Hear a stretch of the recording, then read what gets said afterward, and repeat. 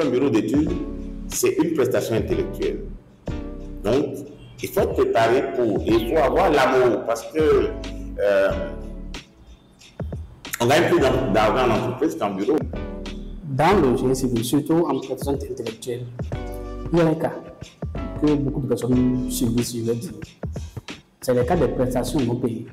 Le BIM, c'est qu'il faut que tous les acteurs soient au niveau. Salut monsieur. Bonjour. Vous allez bien, non? Ça va? D'accord. Nous remercions d'avoir accepté de faire partie de nos invités pour l'émission Apéro PTP. Est-ce que vous pouvez vous présenter un peu? Prosper Zongogo, ingénieur civil de formation et je suis gérant du bureau d'études ACS, classé conseil de service. ACS. ACS. Ok. Définition? L'ACI conseil et service. Ok, ACI conseil et service. Voilà. D'accord. Et à ACI conseil et service, qu'est-ce que vous faites?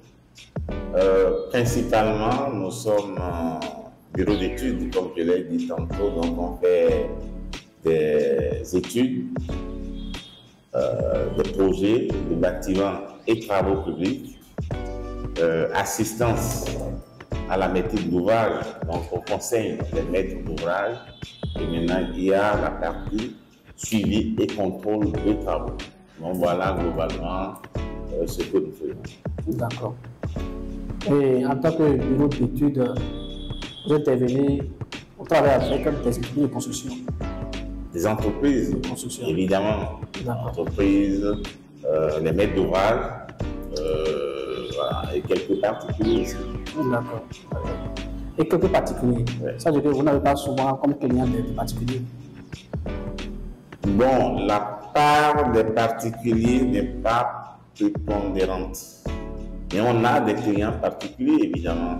Ceux qui veulent construire soit leur maison ou soit des ouvrages divers, nous sollicitent également. Vous savez qu'aujourd'hui, le pays est réglementé par un code qui impose qu'avant de construire, il faut avoir un permis.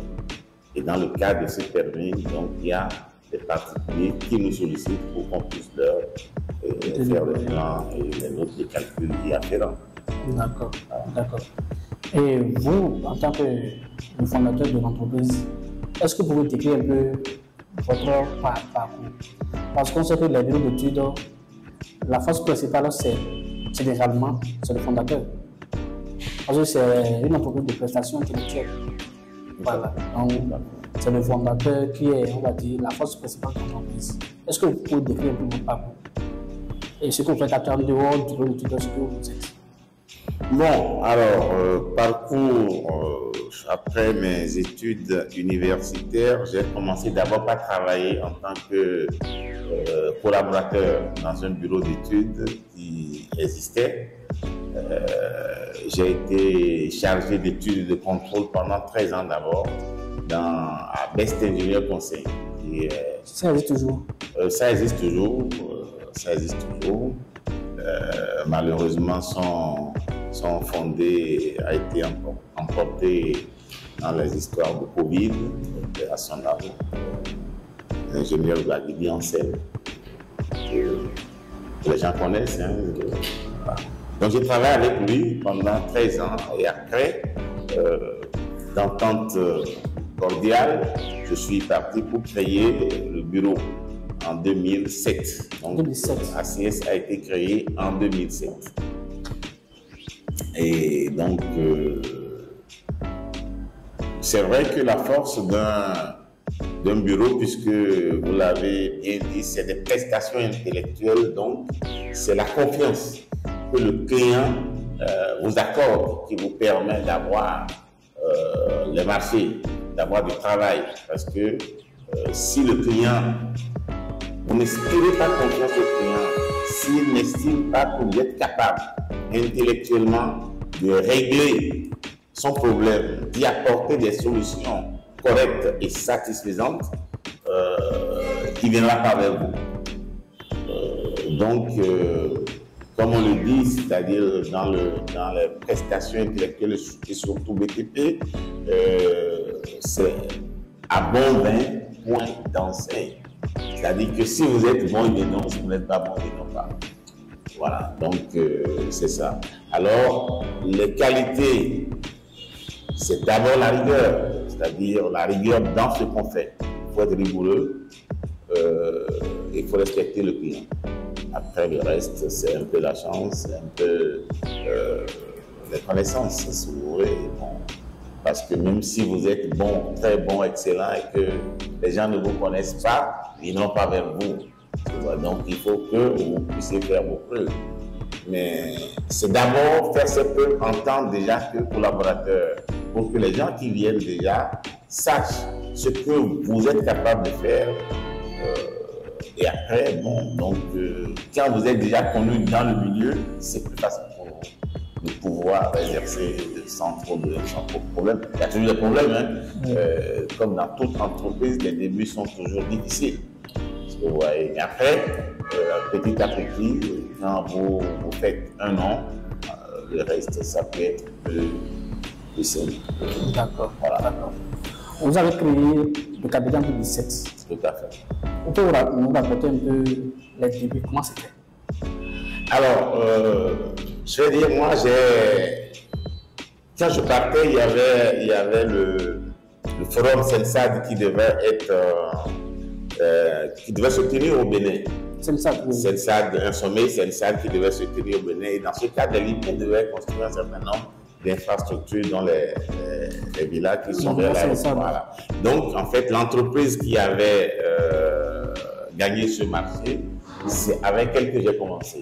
En tant que, c'est mon premier marché en tant que bureau d'études. Okay. Donc, on peut dire que c'est vous qui avez conçu les villas Sensad. Non, il y a le maître d'œuvre, il y a l'architecte. Oui. Et moi, j'ai fait les plans d'exécution pour l'entreprise, oui, tout à fait, pour les plans techniques de béton armé. Non, les cabines de structure, exactement. Et les plans de structure, c'est vous qui avez fait ça. C'est moi, les autres de calcul et tout. Et après, je l'ai suivi avec lui, j'ai fait un contrôle interne. Donc, je l'ai assisté pendant toute la phase de construction sur tout ce qui est gros œuvres. J'ai coordonné avec lui. Jusqu'à la fin. Jusqu'à la fin. Voilà. Mais les villas, c'était combien de villas comme ça? Alors, je n'ai pas, mais c'est plus d'une centaine de villas parce qu'avec 3 types, il y avait des villas de type A, de type B, de type C. Et donc, les 3 réunis, c'était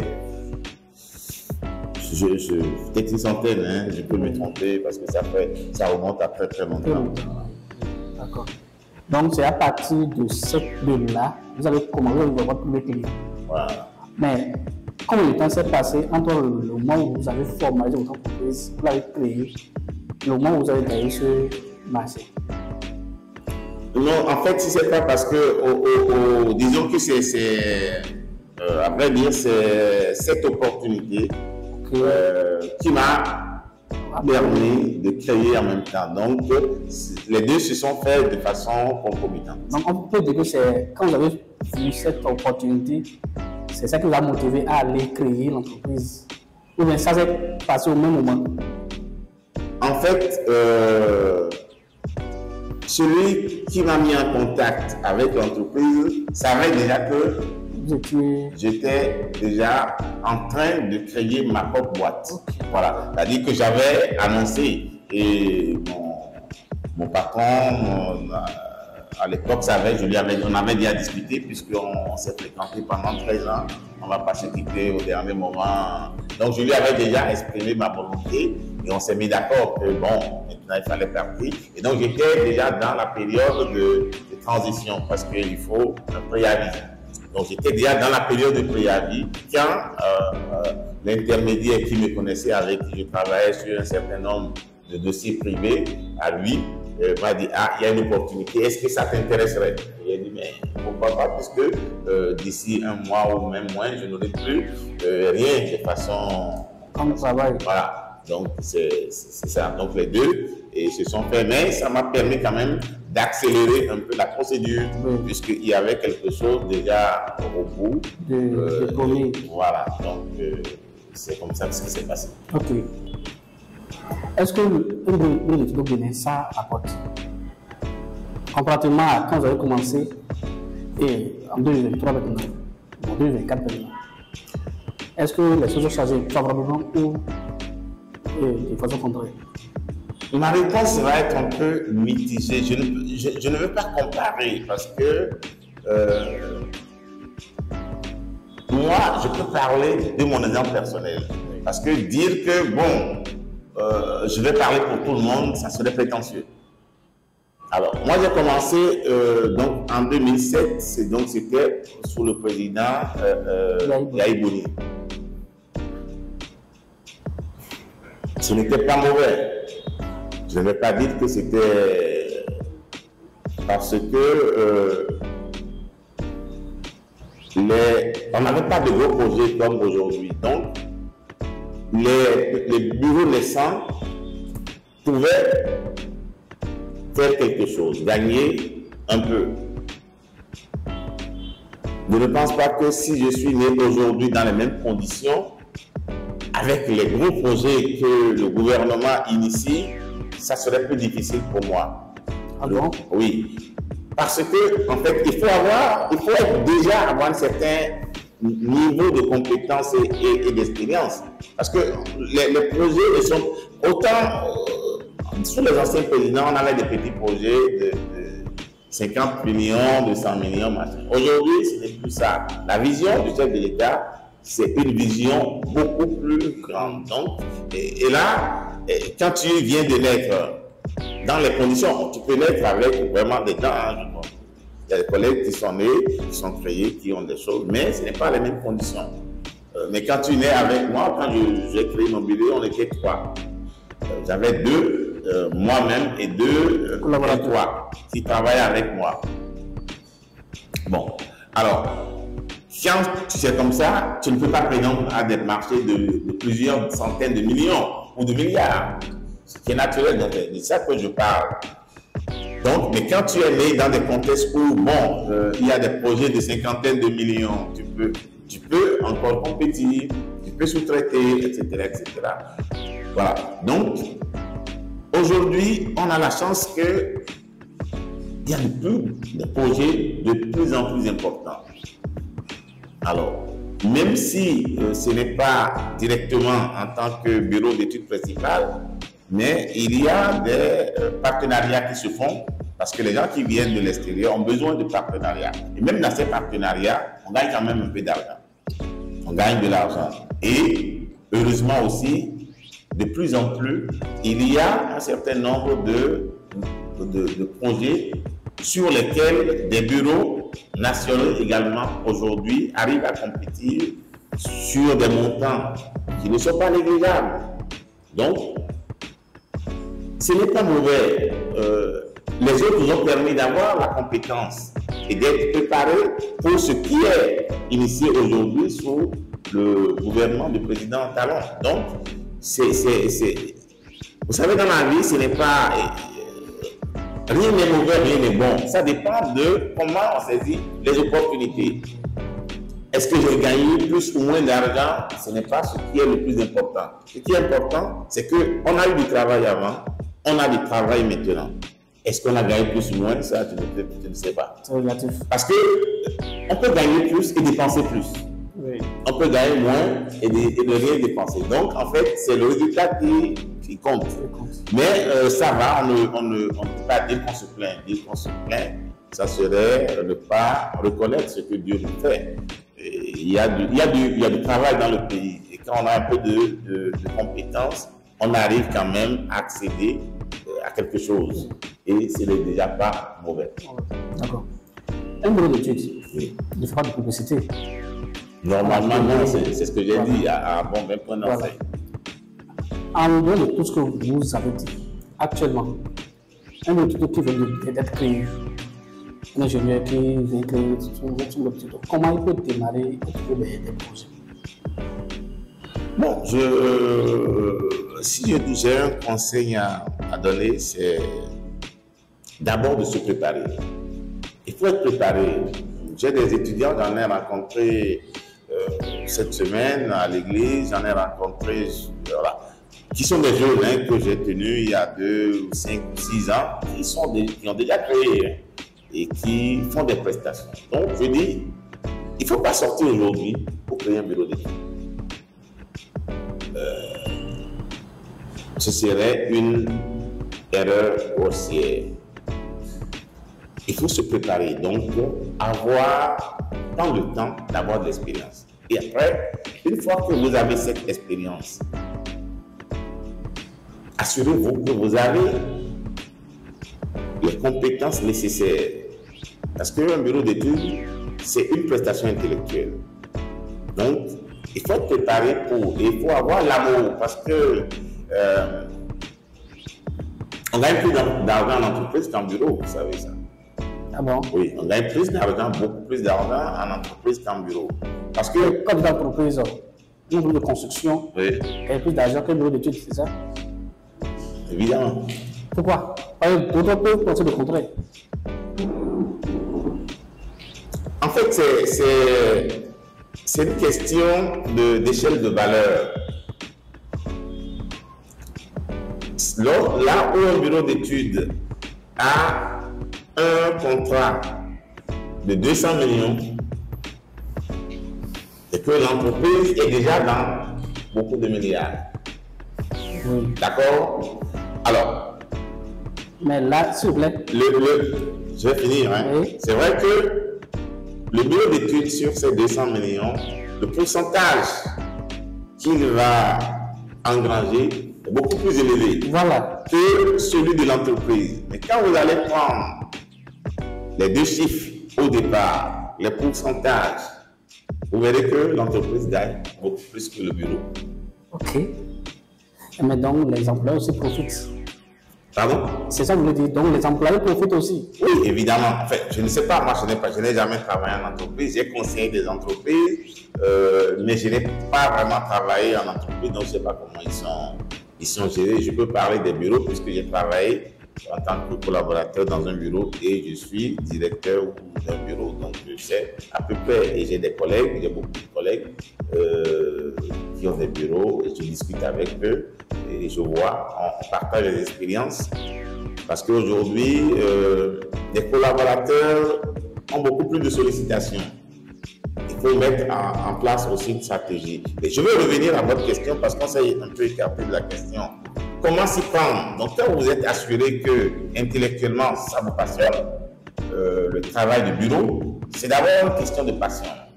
Si vous n'êtes pas passionné, ne venez pas. Parce que on peut gagner beaucoup, comme on peut ne rien gagner du tout. Donc, quand vous êtes assuré que vous êtes passionné et que vous avez donc les compétences, il vous faut avoir une méthodologie,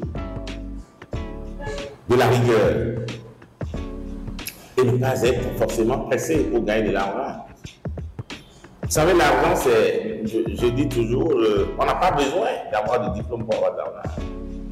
On n'a même pas quelqu'un qui sort, la dernière fois, on dit quelqu'un a gagné 65 millions en France en cochant quelques numéros. Donc, en une minute, il a coché peut-être 6 numéros, on fait un tirage et puis la combinaison sort. On dit qu'il a gagné 65 millions d'euros. Donc, pour gagner de l'argent, on n'a pas besoin d'aller à l'école. Hein. Si Dieu vous a prédestiné à en gagner, vous allez en gagner. Mais si vous voulez gagner de l'argent en faisant un travail intellectuel, il faut vous préparer. Il faut avoir de la rigueur, de la méthode. Rigueur, méthode. Et après, pour se faire connaître, il ne faut pas aller tout de suite dans les gros marchés. Il faut faire de la sous-traitance. On peut commencer à traiter avec les entreprises, les clients particuliers. Et quand vous allez commencer par vous faire connaître, vous pourrez aller maintenant, même quand vous serez tranquille, quand vous faites bien les premiers qu'on vous donne, que ce soit en faisant des plans d'exécution pour une entreprise ou en faisant un travail pour un client, et quand c'est bien fait, et que ce que vous faites, vous le faites avec méthode, et que ce n'est pas du hasard. Je dis toujours à mes collaborateurs, quand vous faites quelque chose, vous pouvez, tout le monde fait des erreurs. Mais il faut une certaine logique dans tout ce que vous faites. Les hypothèses peuvent ne pas être correctes. Mais à partir d'hypothèses incorrectes, là, ayez une méthodologie pour avoir le résultat. Là, je sais que dès que je corrige les hypothèses, le résultat aussi sera corrigé. Mais si vous avez des coques à l'âne, on ne peut pas avoir un suivi dans votre méthode, c'est que on ne peut pas vous faire confiance. Donc, quand vous avez de la méthode, cette rigueur-là et tout, et vous commencez par faire vos preuves en bureau d'études, ça va vous sourire. Vous allez gagner de l'argent. En fait. Quand je dis gagner de l'argent, je ne dis pas que vous serez milliardaire. Hein. Vous pouvez l'être. Il y a des bureaux d'études qui ont des taux de milliards. Mais au moins, vous allez vivre confortablement. Ce qu'on cherche, ce n'est pas forcément être milliardaire. C'est de pouvoir satisfaire ses besoins. Avoir quelque chose de côté pour les cas imprévus. Sinon, le reste, on ne fait rien avec ça. Ben, on est venu voir l'argent ici, on le laissera ici. On n'emportera rien. Voilà, donc, bon, il faut être un peu réaliste et modeste dans les ambitions. Maintenant, après, si vous avez des ambitions d'avoir plusieurs milliards, ça c'est vous. Ok. Et dans le génie civil, surtout en personne intellectuelle, il y a un cas que beaucoup de personnes subissent, je l'ai dit. C'est le cas des prestations non payées. Même avec des entreprises, je connais des bureaux d'études, je ne vais pas donner mon exemple, je connais des bureaux d'études où on travaille avec des entreprises de construction qui a eu le projet, il dit bon, la conception, il te la confie. On fait tous les plans de structure, tout. Mais le paiement devient problème. Avec plusieurs entreprises, ça se passe comme ça. Dans ce cas, comment le jeune qui est convoqué sur le peut le faire? Ou si vous avez fait face à ces cas une fois, comment vous allez arriver à vous en sortir? Merci pour cette question parce que il y a pas, je ne sais pas s'il y a des collègues qui ne sont pas confrontés à ce problème de prestations non payées pour plusieurs raisons.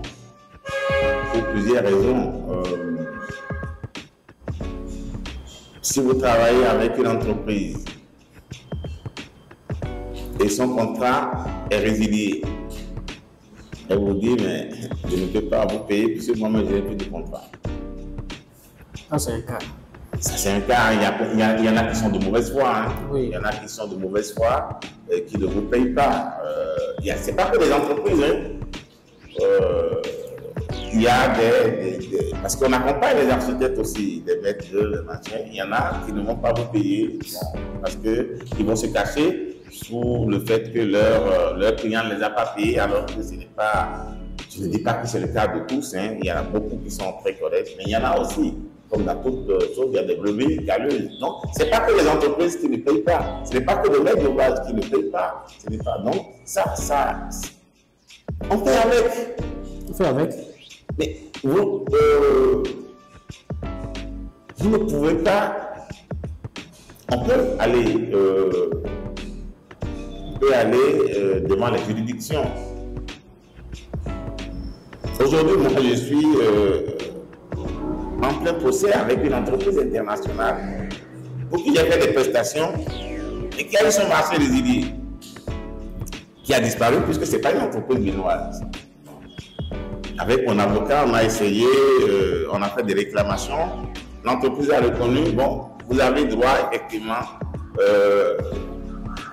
à tel montant pour telle prestation. Parce que nous, on a demandé et une indemnisation. Bon, ils ont dit, au moins pour le principal, nous sommes d'accord, nous allons vous payer. La prestation a été faite depuis, dans le cadre du projet MCA2, jusqu'à l'heure où on est en train de... Je n'ai pas encore eu un seul copec. Et je suis devant les juridictions. Je ne sais pas quand est-ce que ça va aboutir, ni même si ça va aboutir. Si l'entreprise n'est même plus au Bénin. Parce que vous voyez donc, je n'ai pas de conseils à donner. Moi, j'ai toujours fait avec. Quand je peux relancer, je relance. C'est de prier pour que Dieu nous épargne de ces choses-là. Parce qu'on a des moyens, mais ce n'est pas notre culture déjà d'aller Parce que celui qui t'amène un marché, la plupart du temps, c'est que vous vous connaissez, vous avez des relations. C'est rare que, bon, un individu qui ne vous connaisse pas du tout vienne, bon, pour dire oui, peut-être qu'il a entendu parler. Donc, on se dit, bon, voilà, on va essayer, on espère, mais après, il y a un certain temps, vous savez que, bon, c'est passé dans les pertes et pertes. On n'a pas beaucoup de... Moi, j'ai beaucoup de pays, si je dois commencer par lister, c'est plusieurs centaines de millions qui sont dehors. Il y en a qui payent, il y en a qui ne paieront jamais, et je sais que je ne les aurai plus jamais. Et quand un client vient, une entreprise avec qui vous avez fait une prestation, l'entreprise vous a fait une prestation, on va payer une partie, et revient avec des prétextes qu'on connaît tous. Qu'est-ce que vous faites dans ce cas? Ça dépend de ce qu'elle vient me dire. Parce que je ne suis pas obligé de continuer à travailler avec elle. Sinon, normalement, il faut solder ce qui est là avant de dire qu'on va faire une nouvelle affaire. Donc, dépendamment de ce qui me sert comme argument, si je pense que c'est recevable, qui suis-je? Bon. Mais si je pense que ce n'est pas recevable, je dis bon, ou vous me payez d'abord ce que vous me devez et on met ça et puis on reprend. Ou vous allez chercher un autre qui va vous faire votre affaire. Mais c'est toujours délicat parce que on dit chez nous enfants que quand tu perds ton mouton et que tu en trouves les viscères, il ne faut pas cracher dessus, voilà. Parce que c'est une nouvelle opportunité. Alors, c'est de mettre des balises pour que quand le serpent t'a mordu une première fois, qu'il ne te morde pas encore une seconde fois. Donc, si je ne me suis pas sûr qu'il ne va pas reprendre la même chose, je ne travaillerai pas. Mais si je suis sûr que les dispositions juridiques et tout sont telles que je peux lui faire confiance, mais là, personnellement, ce que je fais, je ne te donne pas tout. D'abord, je prends une avance systématiquement et je ne te livre pas tout. C'est une personne intellectuelle. Qu'est-ce qu'on fait? En fait, nous, on fait des plans. Alors, si je te donne 95%, il y a des détails pour lesquels tu seras obligé de revenir me voir. Ouais. Et donc, je garderai toujours, et mes collaborateurs savent, quand il y a des clients un peu délicats, vous me gardez tel détail. Même si je ne donne pas des instructions, ils vont garder. Qu'est-ce que je dis? Non, gardez ça. Parce que je veux m'assurer qu'il va payer. Oui, j'ai ri parce que c'est une méthode qu'on applique aussi. Ah. Ou des fois, sur les plans, on fait le marque de cotation, ou on mélange des cotations, on sait que le fichier original est là, mais ce qui est imprimé, qui est le bloc client, on met des cotations, de sorte qu'ils sont venus de revenir. Je dis parce que bon, on se dit que c'était une méthode et puis enfanter. Non, il faut toujours. Non, on peut même donner correctement tout ce qu'on donne, mais on garde des éléments. Parce qu'un plan sans les détails, il ne peut pas être compris. Donc, dès qu'il commence à regarder, travailler, il dit ah, il me manque un détail. Il faut solder pour que je puisse vous donner. En fait, il faut avoir une méthode de rétention d'informations. Oui. Il n'y a que ça qui peut vous protéger. La rétention d'informations. Il faut retenir des informations. Quand vous n'êtes pas sûr d'un client, ne le livrez pas 100%. Il faut retenir quelque chose qui va l'obliger à revenir vers vous. Et là, maintenant, vous dites bon. Le reste là, vous me payez et je vous donne. L'original. Oui, les informations, oui, qu'il faut. D'accord. Ah oui, sinon, mais on n'est pas à l'abri des impayés. Oui. On n'est pas à l'abri des impayés. Ok. Maintenant, parlons des ressources financières. Oui. Pour l'entreprise de construction, bon, on peut dire que quand il y a un projet, il y a des matériaux à payer, des ouvriers à payer.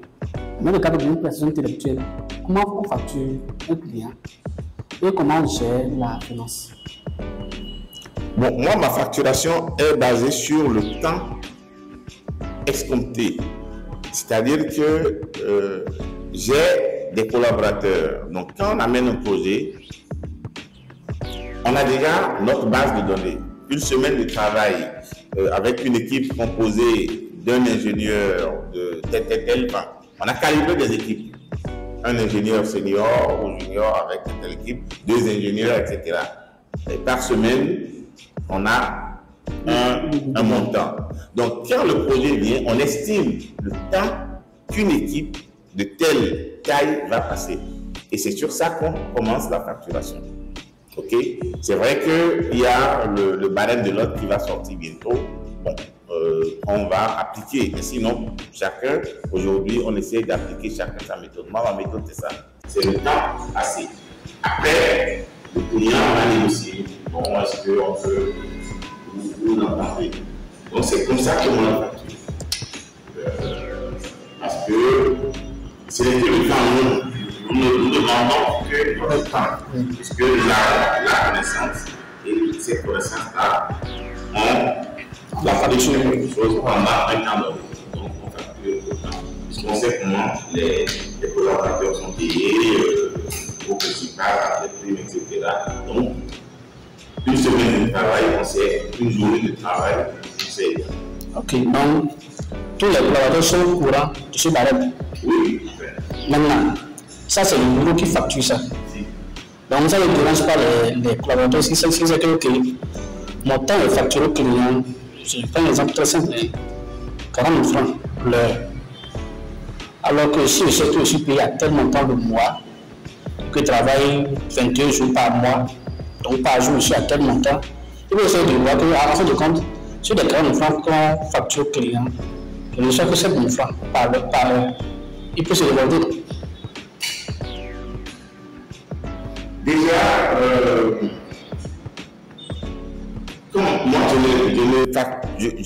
ma facturation part toujours de ce que je paye. C'est-à-dire qu'il y a le net, il y a un certain nombre de charges, etc. Il y a une marge bénéficiaire. Si vous allez, bon, si quelqu'un qui facture 40 000 l'heure et qui paye 8 000 l'heure, il ne va pas laisser ça traîner. Ça c'est clair. Moi, je laisse traîner parce que je parle sur ce que les différents, parce que c'est calibré. Les ingénieurs ont leurs tarifs, les L3 ont leurs tarifs, donc, et après il y a l'ancienneté qui joue. Donc, je parle d'abord sur ce que je paye de façon complète et les différentes charges. Après, je mets la marge bénéficiaire. Donc, les taxes et tout ça, je mets. Et maintenant, il y a des charges aussi qui sont des charges fixes. Tout ça là, mais puisqu'on doit payer l'électricité, on doit payer l'eau. Même le bâtiment, même s'il nous appartient, on doit l'amortir. Oui. Donc, tout ça, on met dedans. Donc, c'est pas parce que l'heure vient, je dis n'importe quoi, à 45, 50 000, qu'il va dire non. Parce que dans ça, tu as mis tout. Avant de facturer. Puisque, bon, les ordinateurs, il faut, les licences des logiciels, il faut les renouveler, etc. Donc, tout ça là, on met d'abord l'heure, on met les choses, tout ce qui est comme charge dans le mois et enfin, on répartit évidemment, puisque dans un mois, il n'y a pas qu'un seul projet, mais c'est toute de comptabilité analytique qu'on fait et tout ça, pour aboutir au fait que pour telle taille, donc il sait que ce n'est pas, parce qu'on doit gagner dessus, on ne crée pas, on n'est pas une ONG, on n'est pas là pour faire de la... Et c'est là la question de la transparence aussi. Le fait que vous êtes transparent avec eux, ils n'ont pas imaginé que, bon, vous faites beaucoup de bénéfices sur eux. Voilà. Bon, même si je fais... En fait, les projets, il y a des projets pour lesquels la facturation va au-delà même de ces choses-là. C'est parce que...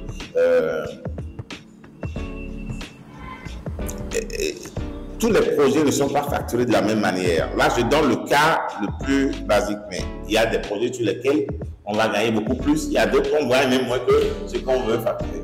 Oui. Bon. Donc, qu'on gagne plus ou qu'on gagne moins, ce qui est important, c'est que ce sur quoi vous vous êtes entendu là, il puisse l'avoir. Le reste, c'est sur les primes. Si vous voyez. Si sur un projet, je gagne 2 fois ou 3 fois, il faut que la prime soit modulée en conséquence pour que celui qui, aujourd'hui, moi, je ne fais plus ce que je faisais il y a 20, il y a 25 ans. Oui.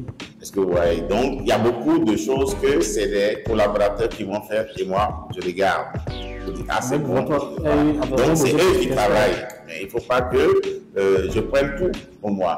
Donc, à partir du moment où, sur un projet, ce qui est dégagé est beaucoup plus que ce qui est prévu, on ajuste.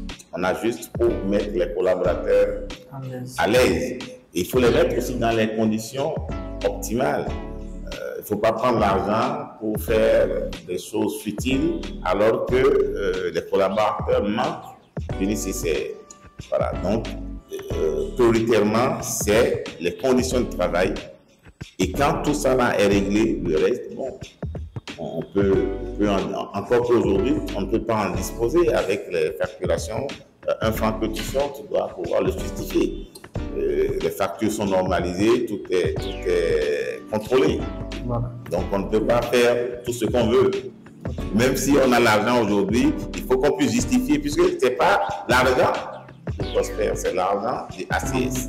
Donc je dois pouvoir justifier que je l'ai dépensé dans le cadre des activités de l'entreprise. Après, quand il y a des bénéfices qui sont peu, alors entre les actionnaires, faire les dividendes et tout ça. Plus chacun a sa part. Ok, c'est clair. Vous êtes un bureau d'études. Et je m'avais posé une question. Je sais que les bureaux d'études utilisent beaucoup de logiciels aujourd'hui. Et surtout dans le génie civil, il y a un concept qui est en train d'être démocratisé maintenant, les BIM. Est-ce que votre BIM est au sein de vos projets? Oui, on ne peut pas parce que nous sommes à l'ère du numérique. Oui. Alors, quand où vous êtes, où vous n'y êtes pas. Donc, le BIM, évidemment, on a eu une période de transition parce qu'au départ, on avait des logiciels qui n'étaient pas. Mais aujourd'hui, bon, le logiciel qui est le plus utilisé, c'est le Revit. Donc, on a migré. On a migré, mais on garde toujours les anciens. Mais on a migré vers le Revit parce que, pourquoi on garde les anciens? Le BIM, c'est qu'il faut que tous les acteurs soient au niveau. Voilà, sur la plateforme. Mais quand vous avez des maîtres d'œuvre qui ne sont pas encore à ce niveau, quand vous avez d'autres partenaires techniques dans les lots qui ne sont pas à ce niveau, oui, vous ne pouvez pas, parce qu'on ne peut pas avancer tout seul. Oui. C'est toute l'équipe qui doit être au niveau. Et vous ne pouvez pas forcer les autres à faire quelque chose. Vous pouvez, à la limite, les conseiller. Mais vous ne pouvez pas leur imposer. Vous devez, mais si un architecte m'amène un projet aujourd'hui qui n'est pas compatible BIM, je ne peux pas dire je refuse. Mais si je refuse, je vais gagner quoi comme argent? Donc, on a les deux aujourd'hui. S'il y a un acteur qui est compatible, on travaille avec lui. S'il n'est pas compatible, on a toujours nos anciens logiciels et puis on travaille. Okay. Au sein de votre bureau d'études, comment vous avez fait, dans quelle année vous avez fait la transition vers le BIM et comment vous l'avez fait? Bon, il faut dire que moi, ma transition, c'était un peu forcé parce que j'ai un client qui n'est pas une entreprise béninoise avec qui je travaille, qui m'a dit, bon, moi, voilà mon nouveau standard. Il faut que tu te mettes au niveau, sinon on ne pourra pas continuer notre collaboration. Donc c'était, je pense, c'était un peu avant le démarrage du projet MCA2. Donc ils nous ont laissé, je sais, ça doit être 2018, 2019. c'est autour de cette période-là. Donc, ils nous ont donné un temps pour nous mettre, parce qu'ils avaient un projet au Mali sur lequel on devait travailler avec eux. Et ils nous ont dit, bon, voilà, il faut que, avant que ce projet ne finisse là, vous puissiez vous mettre à niveau, sinon, on a d'autres choses, on ne pourra pas continuer avec vous. Donc voilà, comme ça que nous, on a dû, chaque jour, on dégageait 1 heure, on faisait un séminaire et on partageait jusqu'à ce que tout le monde soit quand même capable d'utiliser. Voilà. Ok, je vais faire un petit rappel pour ceux qui comprennent bien. Parce que, aussi étonnant que ce soit, il y a des autres qui connaissent, il y a des gérants de l'audito qui ne connaissent pas le BIM. Et ça va vous étonner. Donc, je fais un rappel, le BIM, c'est un processus de travail, ce n'est pas un logiciel. Revit n'est pas le BIM. Revit est un logiciel qui facilite, le processus de BIM. Donc, le BIM, c'est un processus de travail, de sorte que tout le processus se passe au cours d'une maquette numérique. De sorte que, déjà, dès le départ, le besoin de clients se modélise à travers la maquette numérique. Le bureau d'architecte travaille autour de cette maquette numérique, va vers le bureau d'études qui travaille toujours aussi autour de cette maquette numérique. De sorte que tous les acteurs du projet travaillent de façon collaborative. Or, avant, l'architecte fait un travail, l'ingénieur commence tout à zéro avant de continuer vers les autres domaines, le MEP. Voilà. Maintenant que c'est rappelé, vous êtes développé dans vos projets. Quels sont les avantages que vous avez vus par rapport à l'ancienne méthode? Très bien. Avant de répondre à votre question, je vais vous raconter une petite anecdote que j'ai vécue. Lorsqu'on faisait la construction de l'hôtel Azaraï. C'est vous qui avez fait ça? Oui, les études techniques. Ah bon? Voilà. Alors, on est venu un jour en réunion de chantier, et il y avait les gaines techniques. Donc, il y avait les gaines techniques, c'est des passages pour les lots techniques. Il y a le plombier, plomberie, climatisation, électricité. Le gros œuvre était en train de finir, on vient en réunion de chantier, il fallait repréciser les choses. Et donc, on dit, bon, il faut qu'on précise pour chaque... ça c'est toi, ça c'est toi, ça. Et puis il y a on ne sait pas à qui c'est. Alors que la guerre était déjà exécutée. À qui c'est attribué, personne ne sait. Parce que les plombiers ont dit, ça c'est bon, ceci nous suffit. Le frigoriste, c'est celui qui fait le froid, dit, ça c'est bon pour moi. L'électricien, ça c'est pour moi. Et ça là c'est pour qui, personne ne sait. On n'a jamais. Et ça, avec le BIM, ça ne peut jamais arriver.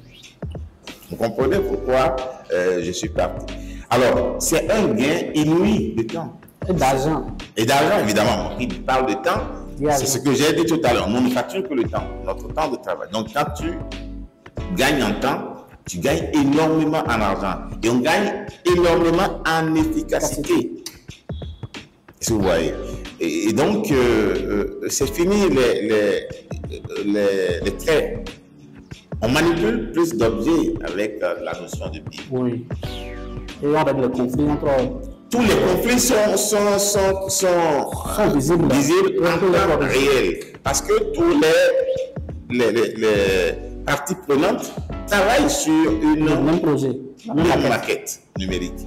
Donc, si moi je mets une poutre et que ça rentre en conflit avec une trémie, avec un passage de gaine, ce n'est pas quand on va vouloir exécuter qu'on va se rendre compte que avant c'était ça. Oui, on casse ça. On dit il faut me prévoir maintenant, donc je reprends le calcul, donc je travaille 2 fois. Oui. Je calcule d'abord la poutre une première fois, on se rend compte après quand le frigoriste ou le plombier a fait passer sa gaine, qu'il y a une gaine qui traverse ta poutre. Il faut reprendre le calcul avec le BIM. Tout ça, c'est fini. De façon digitale. Oui, et on ne reprend pas, c'est-à-dire qu'aujourd'hui, comme vous l'avez dit, si un architecte te donne un document qui n'est pas compatible, tu reprends le modèle numérique entièrement. Oui. Avant de calculer, tu reprends tout le modèle. Or, avec le BIM, tu n'as pas besoin. tu importes le modèle dans ton logiciel qui est compatible, tu travailles et tu l'exportes. Donc, lui, s'il a un poteau qui apparaît quelque part, il n'en veut pas, il te dit, ou bien alors il revoit son aménagement en tenant compte du fait que, bon, j'ai ici un poteau qui a une taillie, il faut que j'en tienne compte si on ne peut pas gérer ça autrement, etc. C'est tellement de facilité et d'avantages pour tout le monde, oui, pour le client, pour le maître, voilà, pour le client. Oui. Donc, c'est pour ça que si nous voulons véritablement avancer, on n'a pas d'autre choix que de nous mettre à cette école-là et d'évoluer. Ok, donc le début c'est bon. Mais quel conseil vous avez donné, même si c'est évident, hein? Il y a des bureaux d'études qui sont encore dans l'ancien temps. Même si tu étudies le logiciel, il faut toujours de faire de l'ancien temps. Parce que tu penses que le fait d'utiliser un robot, de prendre les données de robot, de venir utiliser avec Revit, ça fait déjà deux. Va dire, c'est le but. Non, c'est pas ça. Quel conseil vous avez à leur donner?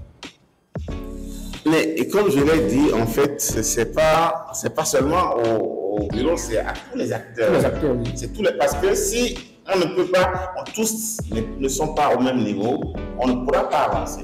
Donc, s'il y a un seul maillon de la chaîne qui ne peut pas accomplir, ça veut dire qu'il y aura une rupture dans la chaîne. Et quand il y a une rupture, ça veut dire que la chaîne ne sera pas fonctionnelle. Donc, moi, j'en appelle à tous les acteurs aujourd'hui de prendre conscience du fait que nous pouvons gagner beaucoup en efficacité, en temps, en rendement, si on migre vers les solutions BIM. Et nous avons intérêt, parce qu'aujourd'hui, plus que jamais, le temps, c'est de l'argent. Si nous voulons faire plus de bénéfices, faire travailler moins les gens pour qu'ils gagnent plus, on n'a pas d'autre solution. Et dans toutes les grandes nations que je connais, c'est déjà incontournable. Oui. Et tu ne peux pas exercer aujourd'hui dans certains pays en tant que bureau d'études si tu n'es pas compatible avec cette solution. Oui. Donc, ça va venir, mais le plus tôt pour nous serait le mieux. Oui. Et que tous les acteurs prennent conscience. Il n'y a pas que les bureaux de... Parce que nous avons très peu, malheureusement, ça aussi c'est l'une des faiblesses de notre pays. On a des bureaux qui sont plus spécialistes dans ceci, dans ça.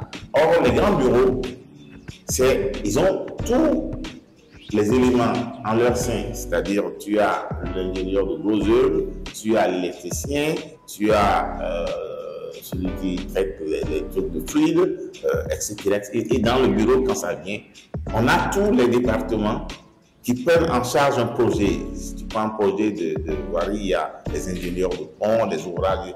Donc, tu as un package complet.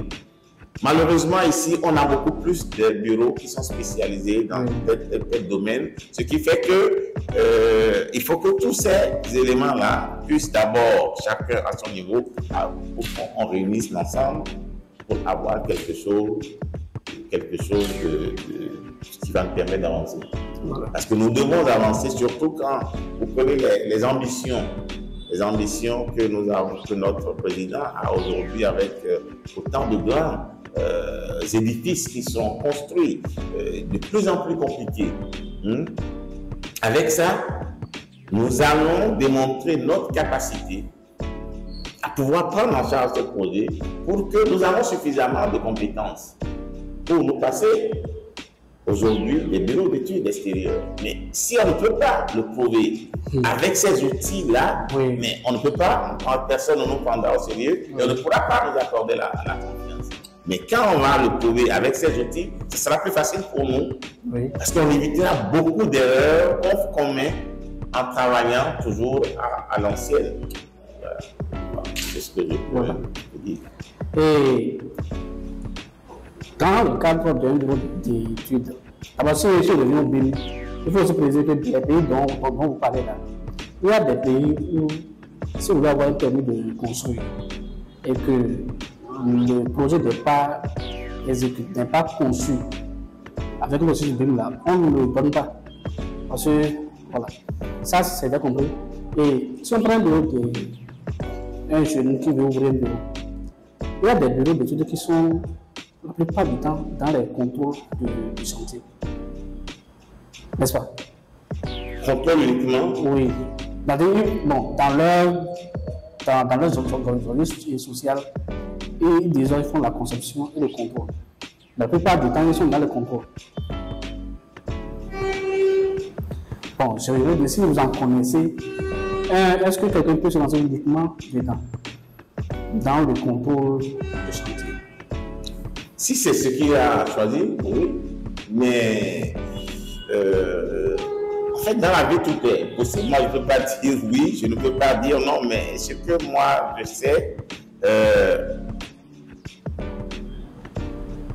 mais pour contrôler, si je veux contrôler quelque chose, si je veux contrôler, c'est que je suis. Je sais ce que je veux contrôler. Oui. Je dois savoir, sinon je ne peux pas contrôler. Sinon, celui que je contrôle, s'il fait mal, je ne peux pas le dire non, ce n'est pas bon. Oui. Parce que c'est pour dire non, ce que tu fais là, ce n'est pas bon. Que je suis là. Donc je dois savoir le faire. Mais pourquoi ne pas profiter de mon savoir-faire pour faire le concevoir? Ouais, je prends l'exemple de cet exemple. Je me suis pas les appeler ici. Prenons des projets où le maître d'œuvre, même si les Béninois, le plan de Simo par exemple, les projets ne sont pas conçus au sein de Simo. Non. Il y en a qui sont conçus et Simo est juste le maître d'œuvre. Oui. Mais on fait l'appel d'offres, il y a les bureaux de contrôle qui soumissionnent. Oui. Il y a des bureaux qui sont uniquement dans ces genres de projets. Non, ça, il faut qu'on nuance. La CIMO, par exemple, puisque vous avez parlé de ça, assure la maîtrise d'ouvrage déléguée. Donc, eux, ils vont chercher différents acteurs. Ils vont chercher les maîtres d'œuvre, ils vont chercher les entreprises. Donc, eux, et ils coordonnent. C'est des chefs d'orchestre. Ils sont là juste pour coordonner, pour assurer que les projets puissent être exécutés dans les conditions optimales et avec toutes les dispositions réglementaires qui sont et normatives requises. Donc, oui, ils peuvent choisir un maître d'œuvre de conception, il faut choisir un bureau de contrôle. Mais ça ne veut pas dire que le bureau qui est choisi ne fait que du contrôle. C'est-à-dire qu'en faisant des études, on peut participer à des consultations, à des appels d'offres où on dit que bon, et sur ce projet-là, nous voulons votre expertise pour le contrôle. Ça ne veut pas dire que je ne fais que du contrôle. Non, c'est-à-dire que je peux soumissionner pour études. Uniquement comme on dit, bon, sur ce projet-là, nous, on veut que vous fassiez les études. Et vous vous arrêtez là. Comme on peut avoir le paquet complet, études et contrôle. Donc, les trois cas sont possibles. Mais dire que je vais créer un bureau uniquement de contrôle, bon, je ne sais pas si ça existe aussi, hein, mais tout peut arriver. Mais je pense que celui qui peut faire le contrôle efficacement, il est capable également de faire des études. C'est ce que je pense. En tant qu'entrepreneur, il y a des fois des projets où vous avez le nom de votre famille. Comment un entrepreneur qui est entre deux projets peut arriver à avoir un équilibre de vie professionnelle entre la vie professionnelle et la vie privée? C'est juste une question d'organisation et de dialogue.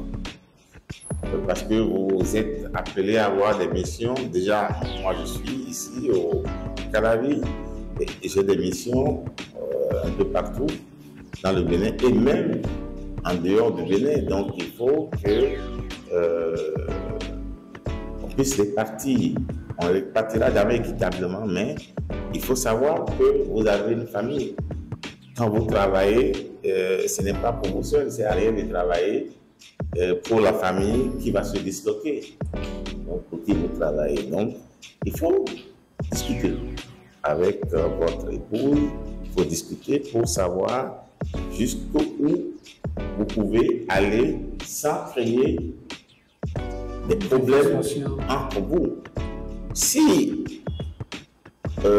c'est le professionnel qui est prioritaire pour vous et que la famille n'est rien, bon, vous allez à un moment donné avoir des problèmes. Mais si c'est la famille qui est prioritaire, à un moment donné, il y a peut-être, moi ça ne m'est pas encore arrivé, heureusement d'ailleurs, vous pouvez être appelé à dire à certains projets non. Maintenant, si là où je suis, si on me dit, bon, vous allez travailler 2 ans ou 1 an en dehors du Bénin et de revenir peut-être une fois tous les 3 mois, je ne suis pas sûr que je vais dire oui à un projet comme ça. Parce que je sais que ma vie familiale sera perturbée. Tu verras tes enfants une fois tous les 3 mois. Je ne suis pas... Ça ne nous arrange pas. Ce n'est pas ma manière de voir la vie familiale. Donc, je ne vais pas accepter un tel projet. Ce n'est pas parce qu'on va gagner de l'argent qu'on va tout accepter. Il faut avoir, c'est pour ça que je dis, c'est une question d'organisation. D'abord personnel, qu'est-ce que je peux accepter? Et après discuter avec son épouse, les enfants s'ils sont adultes aussi, ils peuvent comprendre pour voir qu'est-ce qu'on fait. Ah oui, bon, ok, mais on comprend que, bon, tu peux aller chercher de l'argent pendant 1 mois en dehors du foyer, dans la vie, de Cotonou. Bon, si vous vous comprenez, il n'y a pas de problème. Mais on ne peut pas, pour moi, on ne peut pas, le travail ne peut pas être la cause de division et de dislocation d'une famille. Ce n'est pas normal. Parce qu'on travaille pour la famille. On travaille pour sa famille. Mais il y a des entrepreneurs et ils sont ravis de dire je pars en mission, je pars en mission. Et puis, il faut 6 mois sans voir la famille. Le reste, c'est appel matin et soir. Il y a tout. Mais quand même, ils sont bien dedans. C'est une question de conception personnelle. Moi, ce n'est pas ma manière. Je dis, il y a des gens qui vivent en Europe ou en Amérique qui ont des épouses ici. Non? Oui.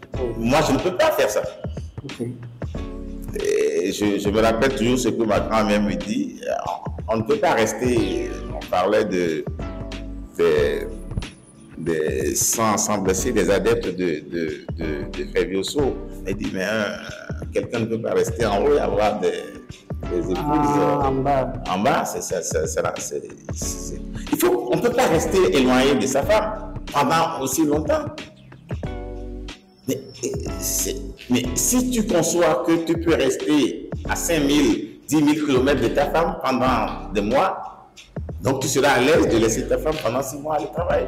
Et si tu ne le conçois pas, tu ne le feras pas. Donc c'est une question, moi je pense que c'est plus personnel. Hein. C'est plus personnel que chose. Donc moi c'est pas ma conception. Et je dis, il ne faut pas que le travail amène à des problèmes en famille. Moi j'avais des collaboratrices, hein, parce qu'il nous arrive de travailler tard quand on a des projets qui sont urgents. Et chaque fois, je pose la question, si vous deux, ça va entraîner, est-ce que vos maris sont informés? Est-ce que, parce que si ça doit amener, il faut que je trouve d'autres. Faut pas que, parce que vous travaillez 2-3 jours tard, parce que vous arrivez de rentrer après 22 heures, parce qu'on doit livrer.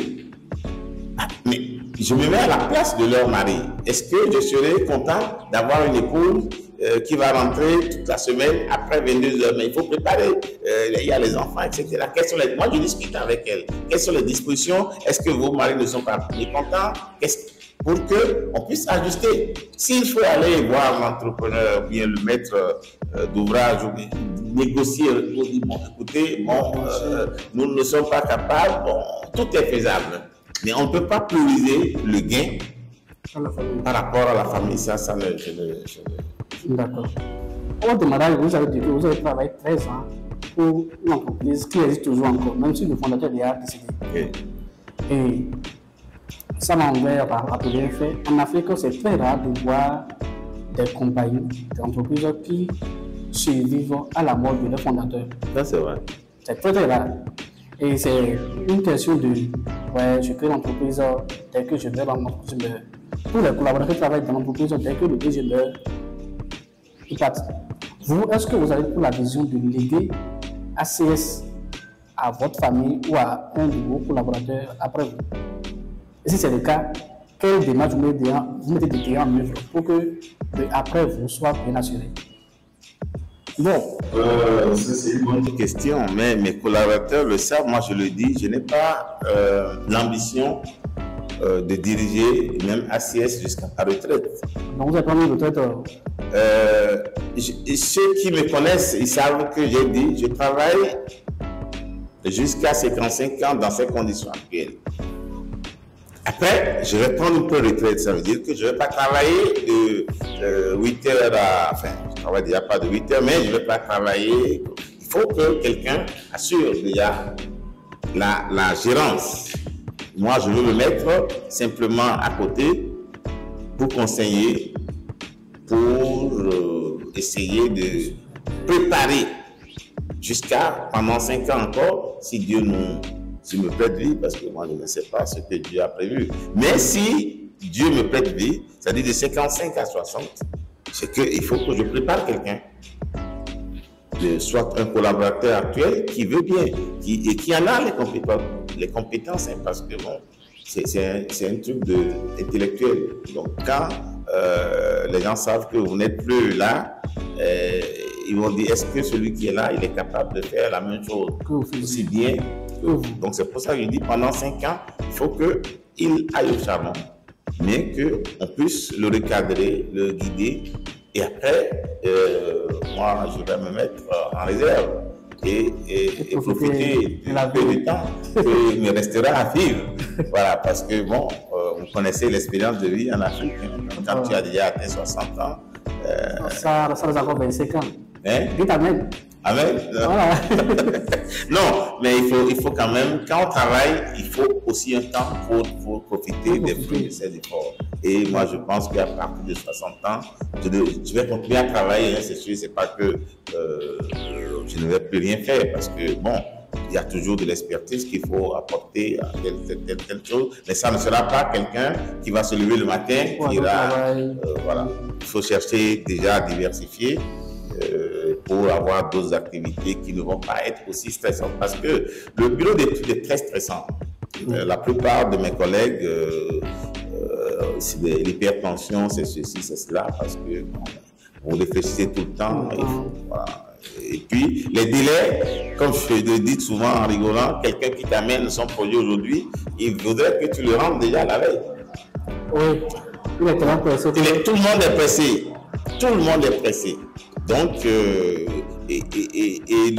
on accorde très peu de temps à l'étude, alors qu'on devrait accorder le plus de temps à l'étude. Hein, parce que, comme le disait un ancien président américain, donnez-moi 6 heures pour abattre un arbre, j'en prendrai 4 pour aiguiser ma hache. Tout est dit. C'est dans la préparation que tout se fait. Or, c'est pour réussir nos projets, il faut le temps de préparation. Et ce temps, c'est les bureaux qui doivent en disposer. Quand ils préparent bien, le reste, c'est vraiment... Ça coule. Voilà. D'accord. Nous sommes à la fin de notre émission. Vous allez vous adresser à ceux qui nous suivent. C'est ceux qui nous suivent, il y en a qui veulent collaborer avec ACS, soit en tant que collaborateur ou en tant que partenaire. Voilà. Donc, regardez cette caméra et vous adressez à vous. Bon, mais je vous remercie déjà de m'avoir invité pour cet échange sur le milieu du BTP au Bénin.